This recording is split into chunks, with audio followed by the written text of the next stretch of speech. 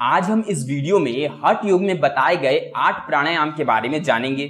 वह 8 प्राणायाम किस प्रकार से करते हैं, उसका हमारे शरीर पर क्या लाभ है, कितने समय तक इसे कर सकते हैं, किस मौसम में इन प्राणायाम को करना चाहिए और इसका लाभ हमें जल्द से जल्द पाने के लिए क्या क्या उपाय करनी चाहिए, इन सभी चीजों के बारे में आज हम जानेंगे। वैसे तो हम आपको प्राणायाम के बारे में विस्तार से बहुत से वीडियो में बताए हैं। इस वीडियो में हम आपको प्राणायाम के बारे में विस्तार से नहीं बताएंगे, सिर्फ हम इन 8 प्राणायाम को किस तरीके से करते हैं और उनका क्या लाभ है, इनके बारे में आपको हम बताएंगे। लेकिन उससे पहले हम संक्षिप्त में प्राणायाम को समझ लेते हैं। प्राणायाम का मतलब होता है प्राण का आवागमन। प्राण अर्थात जो हमें जीवित रखता है उसे ही हम प्राण कहते हैं। और हमें जीवित कौन रखता है? हमारा वायु, हमारा ऑक्सीजन, यानी कि जो हमारा श्वास लेने की टेक्निक है और जो हमारा वायु है उसी को हम प्राण कहते हैं और उसके आवागमन को ही हम प्राणायाम कहते हैं, यानी कि वायु के आवागमन को हम प्राणायाम कहते हैं। दूसरे विद्वानों के अनुसार प्राण के दूसरे आयाम को हम प्राणायाम कहते हैं। प्राण के दूसरे आयाम अर्थात हमारा जो वायु है, जो हमें जीवित रखता है, उसका अगर कोई दूसरा आयाम हुआ तो उसे हम प्राणायाम कहते हैं। मतलब हमें जीवित रहने के लिए क्या करना पड़ता है? श्वास निरंतर चलनी चाहिए। श्वास जब निरंतर चलेगी तभी हम जीवित रह सकते हैं। जब ऐसा हो कि श्वास नॉर्मल इंसान से एक अलग तरीके से चलने लगे, यानी कि श्वास काफी देर तक रोक सके या श्वास की आपको जरूरत न पड़े, तब आप नॉर्मल इंसान के प्राण के आयाम से किसी और आयाम में ठहर रहे हैं, उसी का मतलब हुआ प्राण का दूसरा आयाम, यानी कि वायु के दूसरे आयाम को ही हम प्राणायाम कहते हैं। प्राणायाम में 3 पार्ट होते हैं, पूरक, रेचक और कुंभक, यानी कि श्वास लेने की टेक्निक, श्वास को रोकने की टेक्निक और श्वास को छोड़ने की टेक्निक को ही पूरक, रेचक और कुंभक कहते हैं। पूरक, रेचक और कुंभक के बारे में हमने आपको विस्तार से बताया है। प्राणायाम के बारे में भी हमने आपको विस्तार से बताया है। तो इस वीडियो में प्राणायाम और पूरक, रेचक, कुंभक के बारे में नहीं जानेंगे। तो चलिए जानते हैं। सबसे पहला प्राणायाम सूर्यभेदी प्राणायाम या सूर्यभेदी कुंभक। सूर्यभेदी प्राणायाम करने के लिए आपको बाएं नाक से श्वास को खींचना है, धीरे धीरे श्वास को अंदर की तरफ लेना है। पेट में अर्थात उदर में आपको यथाशक्ति श्वास रोक के रखनी है। जितना देर आप रोक सकते हैं उतना देर आपको अपने उदर में श्वास को रोकना है और आपको अपने बाएं नाक के छिद्र से धीरे धीरे श्वास को बाहर की तरफ निकाल देना है। इस प्रक्रिया को आप जितने आराम से करेंगे उतना ही अच्छा होगा। चलिए इसका प्रैक्टिकल देख लेते हैं। आपको फर्स्ट फिंगर और मिडिल फिंगर यानी कि तर्जनी और मध्यमा को मोड़कर आपको अंगूठे के तालू में लगाना है और इन दोनों उंगलियों से यानी कनिष्ठिका और अनामिका से आपको बाएं नाक को बंद करना है और दाहिने नाक से श्वास को ग्रहण करना है।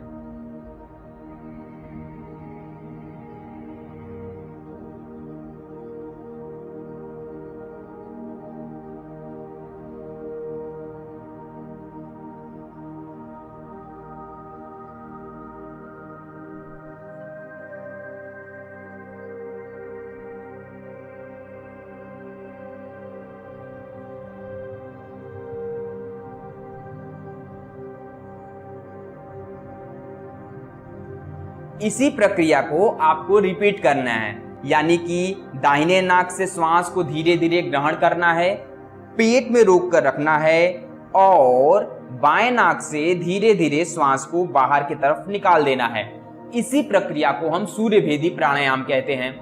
यह हमारे जठराग्नि को प्रज्वलित कर देता है, हमारे पेट के सभी बैक्टीरिया को यह मार देता है। लेकिन इसे हम कभी भी गर्म स्थान पे नहीं करते हैं, यानी जब हमारा वातावरण बहुत ज्यादा गर्म हो तब इसे हम कभी नहीं करते हैं, क्योंकि यह हमारे शरीर के लिए हानि पहुंचा सकता है।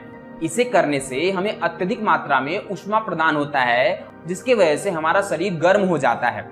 इसलिए इसे हम ज्यादातर ठंडी जगहों पर ही करते हैं और ठंडी जगहों के लिए सूर्यभेदी प्राणायाम बहुत ही उत्तम माना गया है। याद रखिए, कोई भी प्राणायाम करने के लिए आप किसी एक आसन का चयन करें, पद्मासन, सुखासन, सिद्धासन या व्रज आसन या स्वास्तिक आसन, किसी भी आसन का एक चयन करें। रीढ़ की हड्डी बिल्कुल सीधी होनी चाहिए, गर्दन बिल्कुल सीधा होना चाहिए और इस मुद्रा का ही प्रयोग करें तो आपको अच्छा लाभ मिलेगा। अब जानते हैं दूसरा उज्जाई प्राणायाम या उज्जाई कुंभक।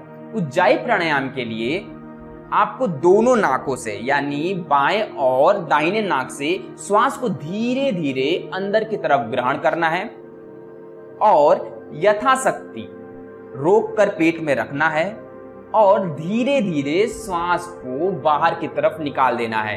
श्वास जब अंदर की तरफ जाए तब आपको अपने कंठ और हृदय से श्वास को रगड़ते हुए पेट में लेके जाना है। यही है उज्जाई प्राणायाम। चलिए इसका प्रैक्टिकल करके देखते हैं। श्वास को किस तरीके से अंदर ले जाना है ताकि वह कंठ और हृदय से रगड़ता हुआ जाए, ताकि उसका शब्द स्पष्ट रूप से सुनाई दे। देखिए,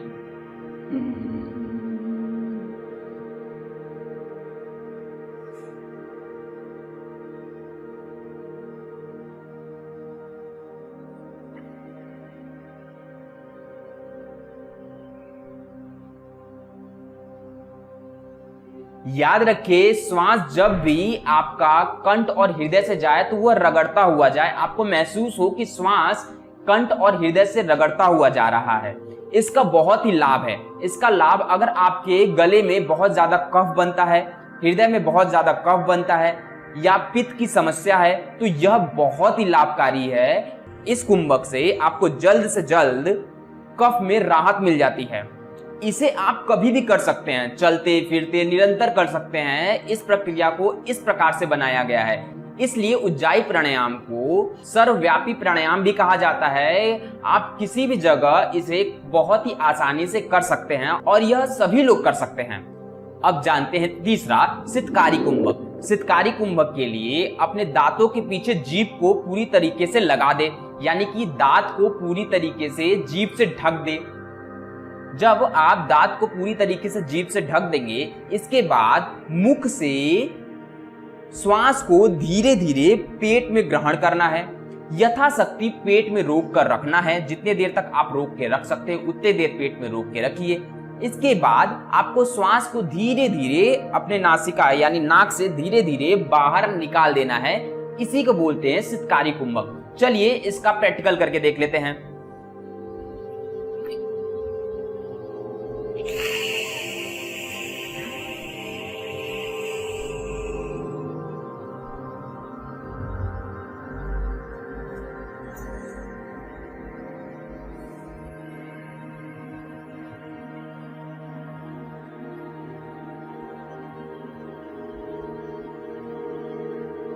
यह आपके शरीर में ठंडक प्रदान करती है।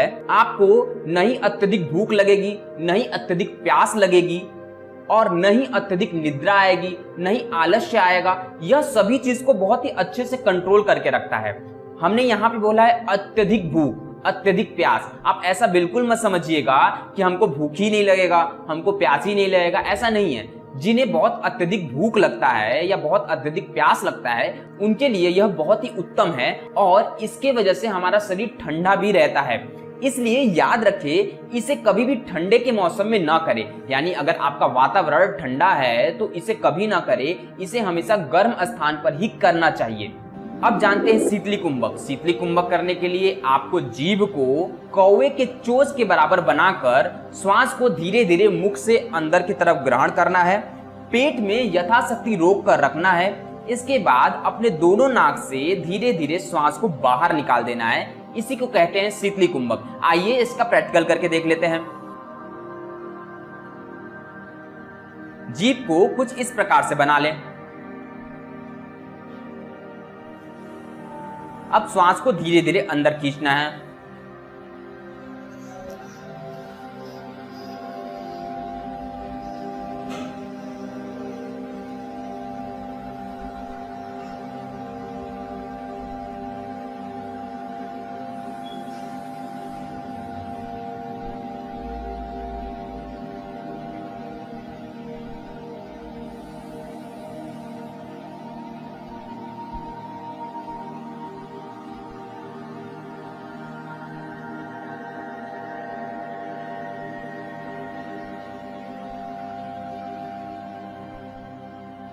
इसे कहते हैं शीतली कुंभक। इससे पित्त का नाश होता है और हमारा शरीर स्वस्थ रहता है।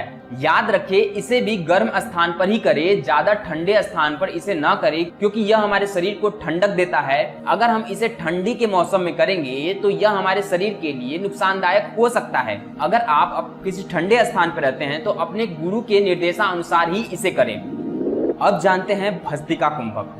भस्त्रिका कुंभक के लिए आपको अपनी पूरी श्वास को नाक से बाहर निकाल देना है और वापस नाक से ही श्वास को पूरी तरीके से अंदर ग्रहण करना है।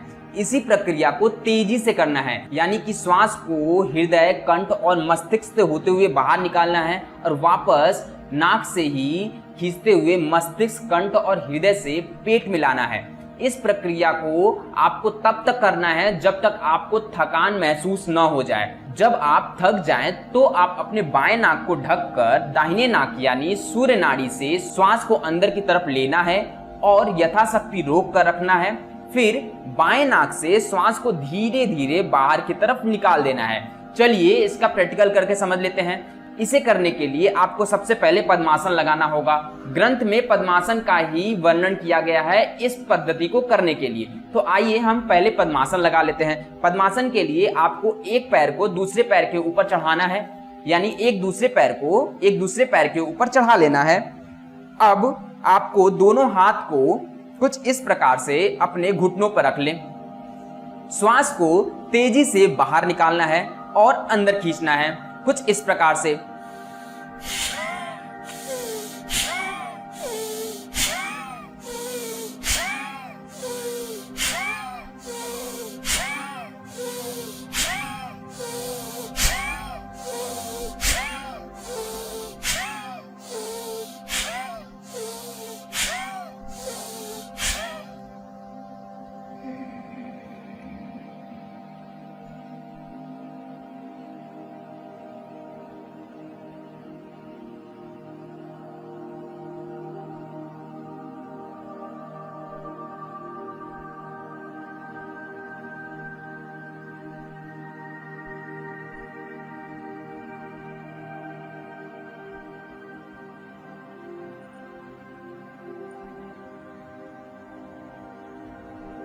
याद रखें, जब भी आप श्वास को बाहर और अंदर की तरफ ले जा रहे हैं तो आपका हृदय, कंठ और मस्तिष्क से होते हुए ही श्वास बाहर जानी चाहिए। और जब आप थक जाएं, हमने आपको जल्दी करके दिखा दिया है ताकि वीडियो लंबा ना हो, तब तक आपको इस प्रक्रिया को करना है जब तक आपको थकान ना हो। और जब आप थक जाएं तो श्वास को बाएं नाक से खींचना है और पेट में यथाशक्ति रोक कर रखना है। दोस्तों माफ करिएगा, भस्त्रिका करने के बाद बाएं नाक से श्वास को नहीं ग्रहण करना है, दाहिने नाक से श्वास को ग्रहण करके पेट में रोकना है। मैंने वीडियो में बाएं नाक का जिक्र किया है, उस समय मैंने ध्यान नहीं दिया और दाहिने नाक के स्थान पे मैंने बाएं नाक बोला है, इसलिए आप इसका ध्यान रखें। जब भी आप भस्त्रिका करें और थक जाएं तो पेट में जब भी आपको श्वास को रोकना है तो बाएं छिद्र को बंद करके दाहिने छिद्र यानी सूर्य नाड़ी से श्वास को ग्रहण करके उदर में रोकना है। याद रखिए, जब आप इस प्रक्रिया को कर लेंगे तो आपका श्वास रोकने की अवधि बढ़ जाएगी। हमने थोड़ा जल्दी करके इसलिए दिखाया है कि वीडियो ज्यादा लंबा न खींचे, लेकिन जब आप इसे नॉर्मल तरीके से करेंगे तो आपकी श्वास 1 मिनट से ऊपर की हो जाएगी, क्योंकि उस समय आपके संपूर्ण शरीर का श्वास बाहर की तरफ निकल जाता है, यानी सारी ऊर्जा बाहर की तरफ निकल जाती है। और जब हम सूर्य नाड़ी से श्वास को अंदर ग्रहण करते हैं, हमारे शरीर में खाली स्थान पर वह श्वास जाकर भरता है और हमें बहुत ही आनंद देता है। इसलिए हम श्वास की समय सीमा को बढ़ा देते हैं, यानी अपने आप वो बढ़ जाता है। और जब हमें इसे छोड़ना हो तो हम हमेशा बाएं नाक का ही प्रयोग करें और धीरे धीरे हम इसे श्वास को निकालें। याद रखिए, इसे प्रारंभ में आप 3 से 4 बार करें, इससे ज्यादा बिल्कुल ना करें। अब अगर आप घर पर इसे अकेले कर रहे हैं तो अपने आप को हमेशा वॉच करके करें कि आपके शरीर में कितनी क्षमता है इसे करने के लिए। इस अनुसार ही आप इसका प्रयोग करें। अगर आपको लगता है कि आप इससे ज्यादा कर सकते हैं तभी आप इसे करें, नहीं तो आप किसी गुरु के सानिध्य में ही इसे करना स्वीकार करें। इसका बहुत ही ज्यादा बेनिफिट है। यह हमारे कुंडली जागृत में बहुत ज्यादा लाभ करता है। यह हमारे वात, पित्त और कफ तीनों को नाश कर देता है। यही एक ऐसा प्राणायाम कुंभक है जो वात, कफ और पित्त तीनों का नाश करता है और हमारे शरीर को निरोगी बनाता है, हमारे शरीर में कांति लाता है और अगर आप इसे करते हैं तो आपको दिन भर के लिए ताजगी महसूस होगा, आपके शरीर में दिन भर फुर्ती रहेगा, आप ऊर्जावान लगेंगे।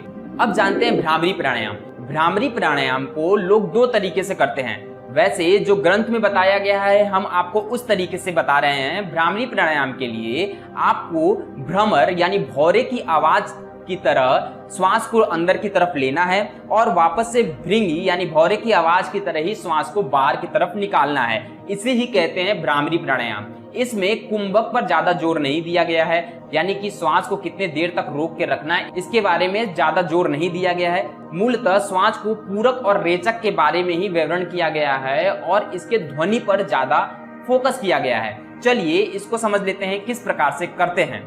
श्वास लेते समय आपको भौरे यानी भृंगी की तेज गर्जना करनी है। किस प्रकार से? कुछ इस प्रकार से।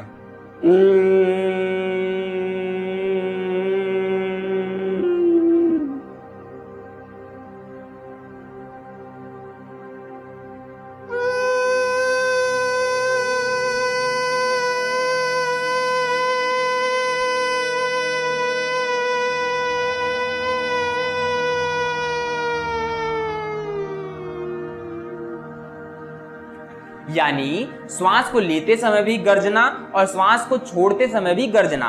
यह हमारे गले से लगते हुए ही श्वास जाएगी और आएगी। इसे करने से पहले आप जरूर ध्यान रखिए कि घर में आपका माहौल उस तरीके का होना चाहिए, वरना आपको घर में बहुत लोगों का सामना करना पड़ सकता है, बहुत सी सफाई देनी पड़ सकती है कि ये क्या हो गया। हो सकता है कुछ लोगों के घर वाले कुछ लोगों को बाबा या तांत्रिक के पास लेके जा सकते हैं। इसलिए इसे आप घर में समझाकर या फिर आप अपने घर के माहौल के अनुसार ही करें, क्योंकि इसका गर्जना धीरे धीरे बढ़ती जाती है। जितना आप करेंगे उतना ज्यादा इसका गर्जना बढ़ता जाएगा। यह हमारे चित्त को एकाग्रचित कर देता है, यानी कि हमारे चित्त के तरंगों को एक दिशा में लेकर जाता है, जिससे कि हमें बहुत ज्यादा शांति मिलती है, हमें आनंद का अनुभव होता है और साथ में हमें ध्वनि नाद सुनाई देने लगती है, यानी हमारे कानों में तरह तरह की आवाजें सुनाई देने लगती हैं इसके भृंगी नाद करने के बाद। तो यह थी भ्रामरी प्राणायाम। सातवां मूर्छना या मूर्छा प्राणायाम या मूर्छा कुंभक। इसे आप हमेशा गुरु के सानिध्य में ही करें तो ही ज्यादा अच्छा होता है। वैसे हम आपको इसके बारे में बता तो दे रहे हैं, लेकिन आप इसे घर पे प्रैक्टिस ना करें, आप किसी जानकार के समक्ष ही जाकर इसे करें तो ही ज्यादा अच्छा होगा। मूर्छना प्राणायाम के लिए आपको पहले पूरक प्राणायाम करना है। पूरक प्राणायाम आप किसी भी तरीके से कर सकते हैं, ग्रंथ में इसके बारे में कोई वर्णन नहीं किया गया है। पूरक प्राणायाम के लिए आप श्वास को अंदर की तरफ दोनों नाक से खींचकर पेट में रोक सकते हैं। अब दृढ़ता से पेट में रोकना है, यानी उदर में रोकना है, जलांधर बंद लगाकर। जलांधर बंद यानी कंठ को संकुचित कर कर अपने श्वास को पेट में रोक कर रखना है। तब तक रोक के रखना है जब तक आपको मूर्छा ना आ जाए। याद रखिए, मूर्छना प्राणायाम इसीलिए इसका नाम भी है। तब तक आपको रोक कर रखना है जब तक आपको मूर्छा ना आने लगे। इसीलिए इसे हमेशा गुरु के सानिध्य में ही करना चाहिए, क्योंकि आप अपने विल पावर से उसे काफी देर तक रोक कर तो रख सकते हैं। ये भी हो सकता है कोई भी अपने श्वास को रोक कर रखेगा तो उसकी मृत्यु नहीं होगी, लेकिन श्वास की बहुत सी बीमारियां हो सकती हैं इस प्राणायाम के वजह से, अगर आप सही तरीके से नहीं कर रहे हैं या अपने शरीर से लिमिट से ज्यादा कर रहे हैं। इसीलिए इसका हमेशा गुरु के सानिध्य में ही करना उचित माना गया है और इसे तब तक रोक के रखना है उदर में जब तक आपको मूर्छा ना आ जाए। इसके बाद आपको श्वास धीरे धीरे बाहर कंठ की तरफ से होते हुए नाक से धीरे धीरे श्वास को बाहर छोड़ना है। इसे हम आपको करके नहीं बताएंगे, क्योंकि इसे अगर हम करने जाएंगे तो 1 मिनट 1.5 मिनट का समय जाएगा। आपको समझ में आ गया? श्वास को खींचना है, पेट में तब तक रोक कर रखना है जब तक आपको मूर्छा ना आ जाए और जलांधर बंद लगा देना है, यानी कंठ को सिकोड़ कर ठुड्डी को हृदय से सटा लेना है और तब तक रोक कर रखना है पेट में जब तक मूर्छा ना आ जाए और धीरे धीरे फिर श्वास को बाहर की तरफ निकालना है। प्लीज इसे आप किसी गुरु के सानिध्य में ही करें। इसे करने से कुंडली बहुत तेजी से जागृत होती है, लेकिन इसका नुकसान भी बहुत तेजी से होता है। इसलिए हम आपको वार्निंग दे रहे हैं एक बार फिर से कि आप प्लीज गुरु के सानिध्य में ही इसे करें। अब अंतिम कुंभक जानते हैं, यानी प्लावनी कुंभक या प्लावनी प्राणायाम। प्लावनी प्राणायाम बहुत ही अच्छा प्राणायाम है। इसे कर आप डूब नहीं सकते हैं, लेकिन आप प्रारंभ में इसे करके नदी में कूद मत जाना। पहले इसका अच्छे से अभ्यास कर लेना, धीरे धीरे देख लेना कि यह हो रहा है कि नहीं आपसे, इसके बाद ही करना। चलिए पहले इसको समझते हैं कि ये किस प्रकार से करते हैं। देखिए, अपने श्वास को यानी अपने वायु को खाना होता है। आप श्वास लेते हैं तो आपका श्वास नाक से होते हुए फेफड़े में जाता है और उधर में भी आप ले जा सकते हैं। वापस श्वास को फेफड़े से होते हुए नाक से बाहर निकालना है। अब आपको पता है कि आपके पास दो नलियां हैं, यहाँ से एक फेफड़े में जाता है और एक पेट में सीधे जाता है। उस नली से आपको श्वास को खाना है, यानी कि हवा को निगलना है। और जब आप हवा को निगलेंगे तो आपका पेट फूलता जाएगा, यानी कि आपको अपने पेट में हवा भरना है। इस प्रकार से नहीं, इस प्रकार से श्वास को नहीं भरना है। आपको पेट में ऐसा हवा भरना है कि वह परमानेंट हवा भरा रहे। उसे करने के लिए आपको कुछ इस प्रकार से श्वास को खाना होता है, यानी निगलना होता है।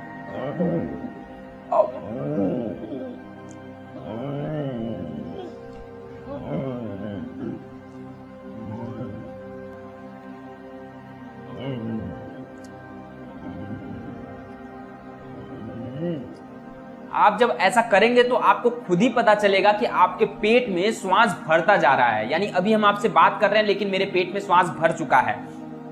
इसी तरीके से आपको श्वास बहुत ज्यादा भरकर पेट को बहुत ज्यादा फुला लेना होता है। इसी को प्लावनी कुंभक कहते हैं या प्लावनी प्राणायाम कहते हैं। याद रखिए, इसे करने से पहले आपको भोजन बिल्कुल नहीं करना है और इसे करने के कम से कम 8 घंटे तक भोजन नहीं करना होता है, क्योंकि पेट में तब तक गैस भरा रहता है, यानी हवा भरा रहता है। उसे पूरी तरीके से खाली करने के बाद ही आप भोजन कर सकते हैं। हो सकता है आप इसमें महारत हासिल कर ले तो पेट के हवा को 1 ही घंटे में बाहर निकाल सकते हैं या आधे घंटे में बाहर निकाल सकते हैं, लेकिन मेरे लिए तो यह काफी देर तक हवा पेट में ही रहता है। इसलिए इसे करने के बाद हम भोजन कम से कम 6 से 8 घंटे के बाद ही करते हैं, तभी अच्छा भी माना जाता है। वैसे तो श्वास 1 घंटे में निकल ही जाता है, लेकिन आपको सूक्ष्म रूप से नहीं पता कि श्वास कहाँ कहाँ आपके पेट में भरा हुआ है।